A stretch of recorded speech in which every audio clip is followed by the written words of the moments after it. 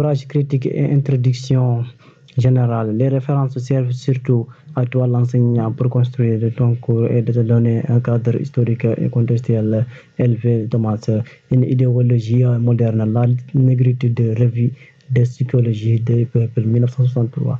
Article de synthèse psychosociologie sur le mot, l'idée, les problèmes et les dimensions de la négritude.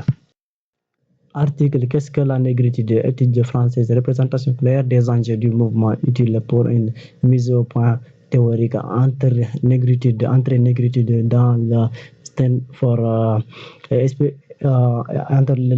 dans la Stanford Encyclopedia of Philosophy. Synthèse en anglais, mais très structuré, contexte historique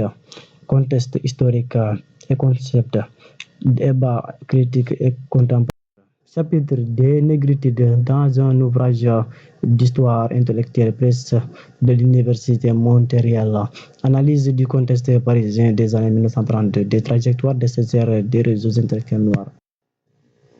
3. Études sur Senghor, Césaire et l'esthétique de la négritude. La négritude et l'esthétique de Senghor. Mémoire, études universitaires, analyse de la pensée esthétique de Senghor. Poésie, art, culture africaine, universalité utile pour approfondir la dimension esthétique et philosophique. Étude la négritude dans Cahier d'un retour au pays natal de Césaire. Travail de commentaire sur l'ouvrage intéressant pour préparer des situations de lecture analytique au lycée. Jacqueline Lamartinière, le noircisme, extrait sur la négritude et son utilisation dans le contexte haïtien. Réflexion sur la récupération et les usages de la négritude dans d'autres contextes politiques haïtiens. Bibliographie et ressources synthétiques.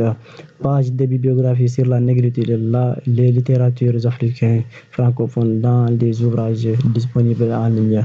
Presse de l'Université de Montréal, d'une négritude de l'auteur. C'est bibliographique orienté vers des études complémentaires sur Aimé Césaire, Senghor et la diaspora. Les débats autour de la Fils pédagogique RFI sur Césaire et la négritude. Proposer une définition de la négritude. Des extraits sonnaires.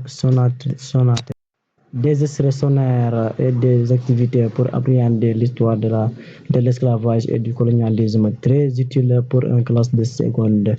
Par exemple, sur des sites pédagogiques ou encyclopédiques représentant le courant, ses auteurs et ses thèmes et ses critiques.